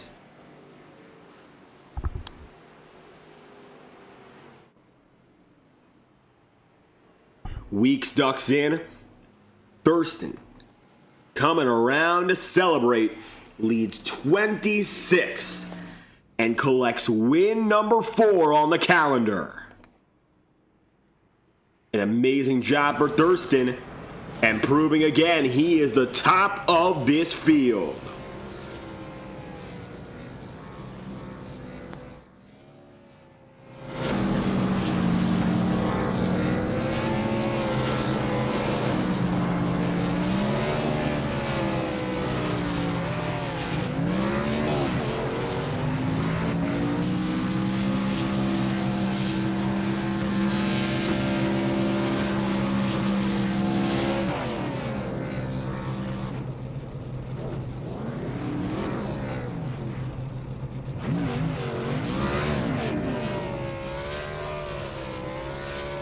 James Thurston, the winner, here from Homestead, Florida. Tell you what, we'll be right back after a brief break here in FTN Broadcasting with your post-race coverage. Stay tuned live on FTN as we'll have interviews from your top 3 drivers and post-race results. Racing isn't easy, but experiencing it is. iRacing puts you in the driver's seat with the industry's leading sim racing game. Drive on laser scan replicas of the greatest racing circuits from around the world. Go head-to-head against other drivers chosen by skill-based matchmaking to ensure competitive racing at every level. Compete across all your favorite series. In officially licensed cars, engineered to deliver the most accurate driving experience possible.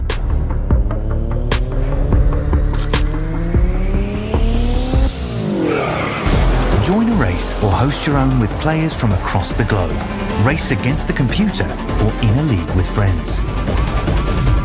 Feel the thrill behind the wheel. Visit iRacing.com.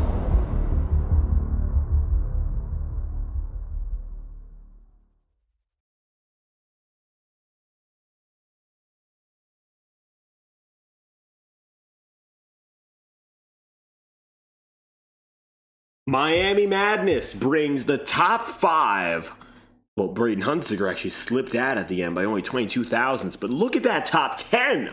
7 of your 10 playoff drivers kick off this hunt with a top 10 finish. 4 of the top 5, 6th and 8th all together. James Thurston, it's not a shock. I guess if you didn't know the story of the race, it wouldn't be a shock, but no surprise, he finds a way again. It's James Thurston, then Aiden Donahue, then Matthew White. After him, of course, is Matthew Weeks. So Weeks and White, 3rd and 4th. Immediately after the fact, you got David Tooker. Braden Hunziker goes in 6th. 7th on the day, Ethan Burrell. Vinny Tigner then going to be 8th. Jordan Kuntz, P9, 10th then, Bryce Benton, the rookie who took the pole. 11th place on the day is another rookie. Well, that's going to be Christian Herklotz. Christian goes 11th to 12th in Asher Bunkley. 13th is Richard Sherry. 14th is Andres Varas. P15, John Meeks. 16th, Tyler Seaver. Then you'll have 17th and Henry Kaloff, 18th and CJ Erdman, Cole Wilson, 19th and 20th is Kenneth Gorell. With your final drivers going as follows. That's going to be Mike Hill, Corey Abbott, Joseph Miller, Wesley Carter, Kurt Gibson, and Connor Asbell. The final of all. 26 drivers registering on the day. And just like that, the night is come and gone from the Homestead-Miami Speedway. Let's get a word first from your winning man, James Thurston, who defiantly goes from 21st in qualifying to pulling it up to the front. And when he got up front, he never let go. Punching his ticket into the round of 5 in just one night of work, James Thurston, from the bottom of the field on up, you win here in Miami. You've always been good here. I guess in that sense, it's no surprise. Yeah, man. I mean, I'm happy to get it done, but to be honest with you, I felt terrible this race. I mean, I know it probably sounds weird to hear me say that, but I mean, I never felt like I was as fast as the guys who were leading early. It looked like Matthew White had some sort of problem that sent him farther back in the field, and that kind of opened up the opportunity for me to really get to the lead at all. But I mean, once I was there, I didn't pull away like he did. I don't really know what I was missing, but I know I cut through the field like crazy, but I just didn't really have that winning pace, you know. But obviously, I was able to get up front, get the lead there with a couple laps to go, and that really helped. I was able to get a really nice restart. The guys behind me, they got back up to me, and we fought a little bit, but I got back by pretty quick, and they started fighting it out amongst themselves, and I was kind of able to pull away. But yeah, really happy to win this for Power Smash Infinity Speed Motorsports. Yeah, I mean, I don't really know what I was missing to be even faster, which is obviously what I want. I love to win, but I really like to know that I was the fastest when I win. And I feel like I was very fast tonight, just not maybe the fastest, you know. Well, I mean, first and foremost, the night started very different for you. You started at the back of the field, so a little bit more struggle just in getting up there. I guess that started added to your feeling of having that struggle. Yeah, I think that um that definitely didn't help. The reason I was back there is because I didn't know that I did know, I just forgot because I'm really tired. I worked all day, which I think I'm being too hard on myself here because I didn't practice or anything. I worked a lot today and then I came home and did this. But um yeah, I hit the wall in my lap for qualifying because I forgot we didn't have two, and that's why I started so far back. But I mean, I was able to come up through the field, get to like the top three or so before about lap 50, even with some cautions, which I pit on for strategy, which didn't really pan out. But anyway, I mean, I was still fast enough to get up through the field like that. So yeah, I mean, I think I'm just being too hard on myself, but I guess that's also why I'm able to be this fast. If I wasn't hard on myself, I would definitely not be this fast. Well, without a doubt, the standards set high to go from where you were to, of course, where you are here. Last few laps defined by cautions and very short stints. The pressure was on as we saw up to 3 wide in the last 3 laps there. Were you worried at all about what was going on behind you? Was that even your focus? My focus was just putting down the fastest laps that I could, because it was kind of hard for me to piece together consistently fast laps. Like, it's just the way this track drives is super weird. The way that the car setup was tonight was also really weird. It didn't really drive the way it normally does at all. I mean, this track never drives the way that you expect it to anyway, because the way iRacing's got it set up, it just doesn't really even drive like the Homestead you watch on TV. It's pretty much a single lane for the most part when you're on a long run, just ripping around the bottom. But yeah, there at the end, I was kind of looking in my mirror, just hoping that they wouldn't crash. I did see them, fighting it out back there, but I was like, oh, please just let me bring it back to the white. Once the white displays, you guys can tear it up back there. But thankfully, it stayed green, and we were able to just get it back around without another restart. And holding it down, finishing the job, winning to start the playoffs, and I'm sure that takes a lot of pressure off you right there. So next up on the calendar, it's Iowa. What's the game plan for the next few weeks as we get set forth for what's, of course, next to come? I really don't know. I don't like that track in this car. The way that the splitter hits the bumps going into the corner, on both ends of the track is just horrific. So, I mean, we'll take it the way it goes. I mean, if it's a new one, it might not be that bad, but if it's, I'm pretty sure it's a new one. I don't see why they would do the old one, but I haven't looked at the schedule for that. Anyway, I mean, I'll just have to go out there and see what we do. I know I can be fast there. It's just when the car hits the splitter on the bumps, there's literally nothing you can do. It just goes right up the track. So we'll just see if we can set the car in the corner really nicely, just glide over those bumps, and see if we can get to victory lane again. Checkered flag, James Thurston kicking off the playoffs on top as your top seed. If you got any final shout-outs you'd like to send, of course, the floor is yours. Yeah, just again, thanks to Power Smash Infinity Speed Motorsports, thanks to Cardano, and also I do have a Twitch, I can't even talk. I got a Twitch channel. I'm streaming right now. I would like it if people could go over there and subscribe to it and watch it, whatever. It's called my name. It's just James Thurston. If anybody could go over there and follow that, I would appreciate it. I like to try to stream whatever I'm doing if I feel like it, which is usually what all leagues I run. So just trying to build that up a little bit. Just thanks to you for broadcasting as always, and we'll see if we can go out here and get an interview next week.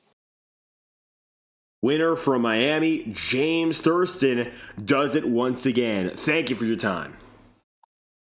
Thank you. And with the 96 on the way, Aiden Donahue, perhaps even though he qualified only one spot behind the man who got the job done in Thurston, a big shock coming in at the end and nearly taking that win right away. Aiden, a huge gain from where you started, from all the way out back, and you too make it up to the podium. Yeah, that was a really interesting race. Butchered my qualifying lap. I also forgot that it was only one lap, and I think James and I both started 21st and 22nd and finished first and second. So I thought that was kind of funny. No, doing a whole bunch of races earlier in the day. I thought the car was going to be like really, really tight, so I was doing everything I could to get it on the right rear all race, and I did that, and it worked, and it was just really, really loose. So I had to middle of the race to readjust to what I was doing, and the second run was a lot better, as proven, and those cautions really, really saved me there to get P2. I'm just happy we could finish right where, I guess kind of where we were supposed to finish, second, and keep fighting for this championship. And you mentioned it there, short runs, cautions at the very end, so I guess you feel a lot more confident with those brief stints compared to what we saw long runs early.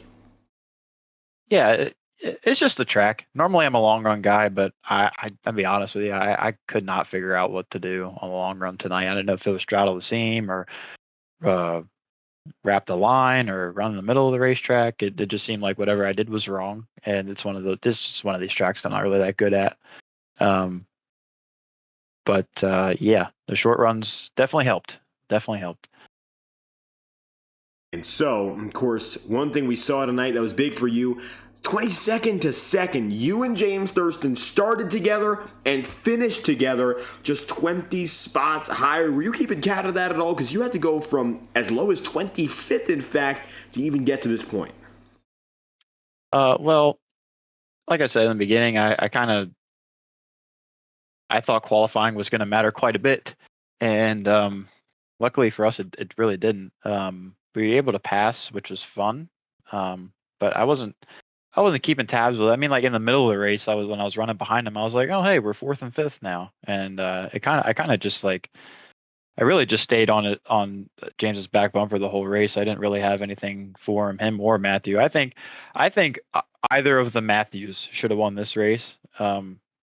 Whether it was Weeks or White, they were really good. But yeah, like you said, I just kind of tagged. I was just tagging along, just right behind him the whole time, and we ended up 1st and 2nd, which I think is kind of funny. 1st and 2nd after what it all began as 21st and 22nd. Great race for you, Aiden Donahue. Any final comments you'd like to add on this one? Yeah. Always a big shout out to my wife.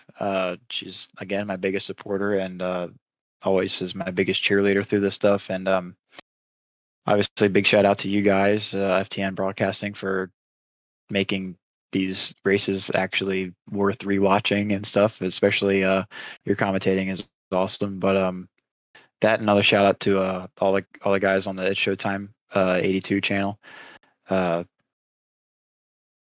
Almost won, but P2 is also pretty good as well.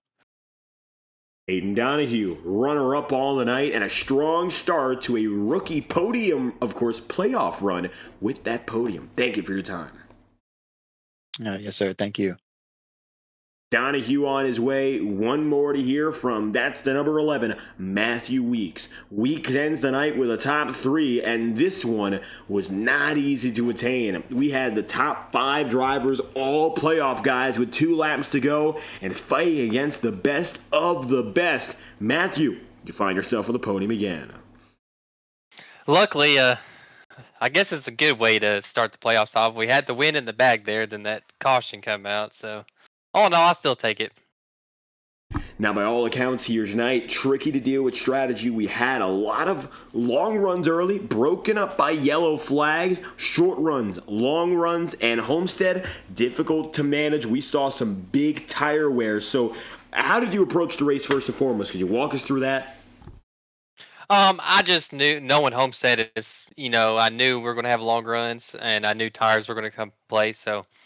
Mostly it's just all about taking care of the tires. I know we had like 2 quick cautions to start the race. I think like lap 1 or 2, and then we had one like lap 8 or 9, and then we got that long run, and I just took care of it. And then I think I drove up to 3rd behind Ethan, and then I just stalled out there. I was a lot of dirty air dealing with all that traffic, trying to conserve my tires, kind of burnt it up. And by the time I got to third, it just evened out. And then we had that caution. Then I was just hoping for the run to go long since I had better track position. And I don't know what happened to White there. I don't know if he got a penalty or what when he was exiting. I don't know if he got a speeding penalty or something, but he had a drop, and that gave me the clean air. And then it was all about just take care of it with the clean air. Then I seen James Thurston was pushing really hard, so I just let him have it and just took care of it behind him. And then once I noticed he killed his stuff, it was go time, and then we had control. And then,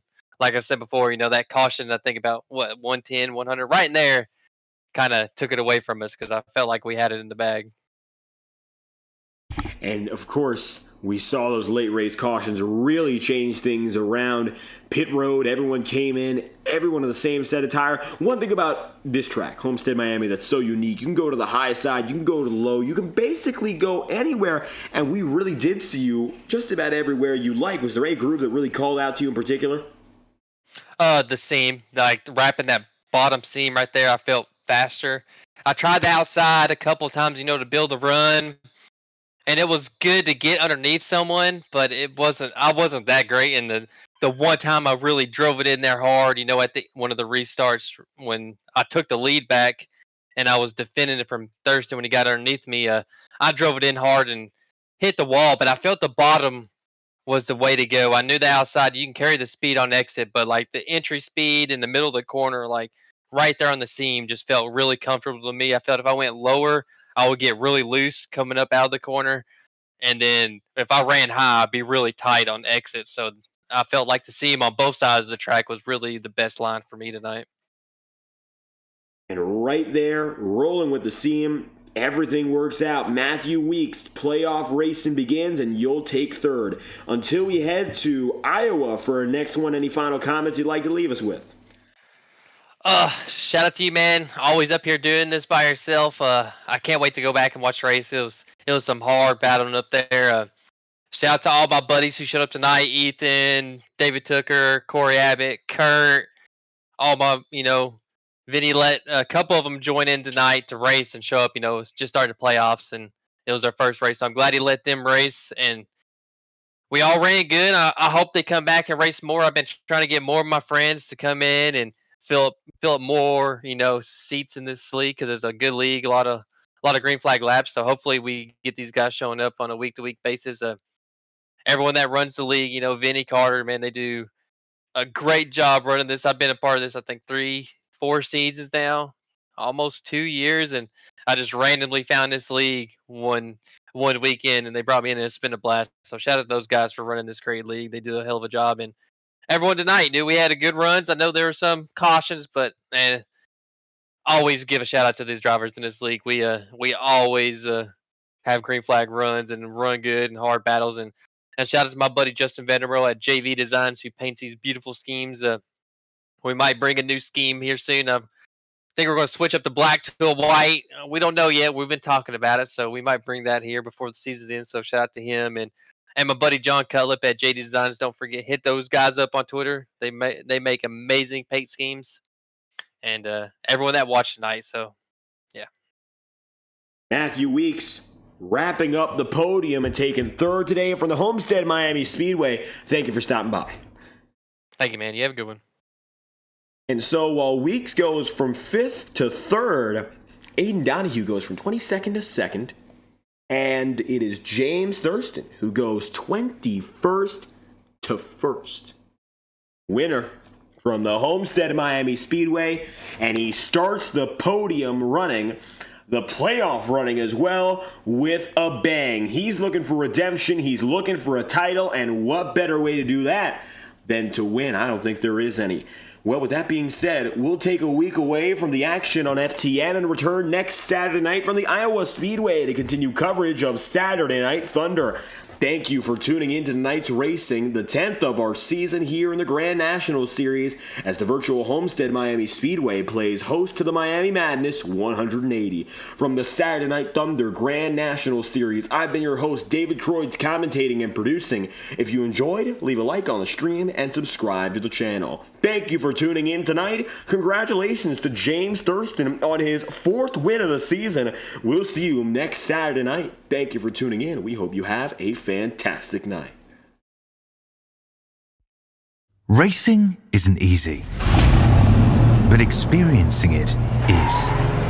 iRacing puts you in the driver's seat with the industry's leading sim racing game.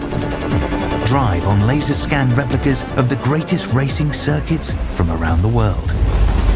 Go head-to-head against other drivers chosen by skill-based matchmaking to ensure competitive racing at every level. Compete across all your favorite series. In officially licensed cars, engineered to deliver the most accurate driving experience possible.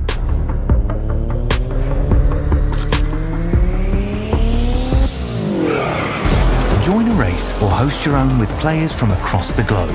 Race against the computer or in a league with friends. Feel the thrill behind the wheel. Visit iRacing.com.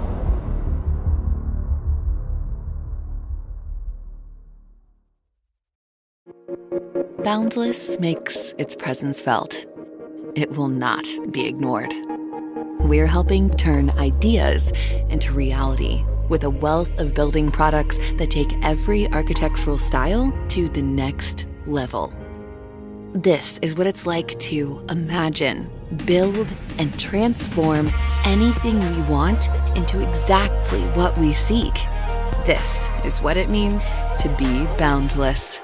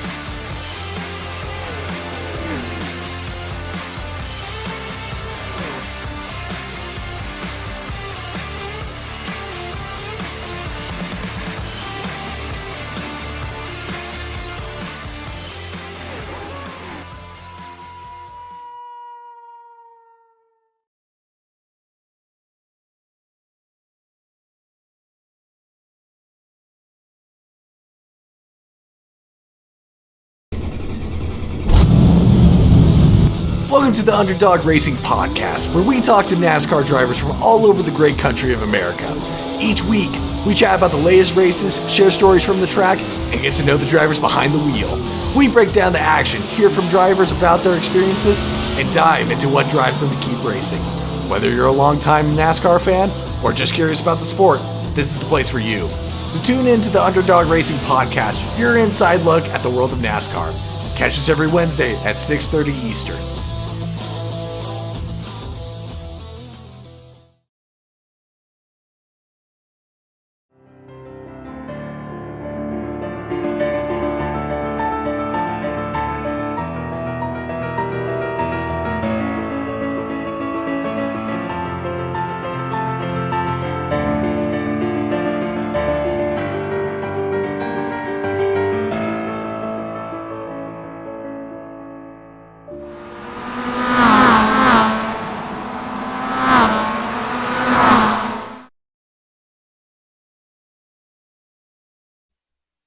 This message is brought to you by the rebrand of Throttle Graphics and Designs. This publication may not be reposted without the authorized written consent of Throttle Graphics and Designs. NASCAR Camping World Ford F-150. NASCAR Xfinity Ford Mustang. NASCAR Cup Series Next-Gen Ford Mustang. Arca Menards. This has been the publication of the redesign and rebranding of Throttle Graphics and Designs. This message may not be reposted, republicated, or rebroadcasted without the authorized written consent of Throttle Graphics and Designs. Thank you, and thanks for your time.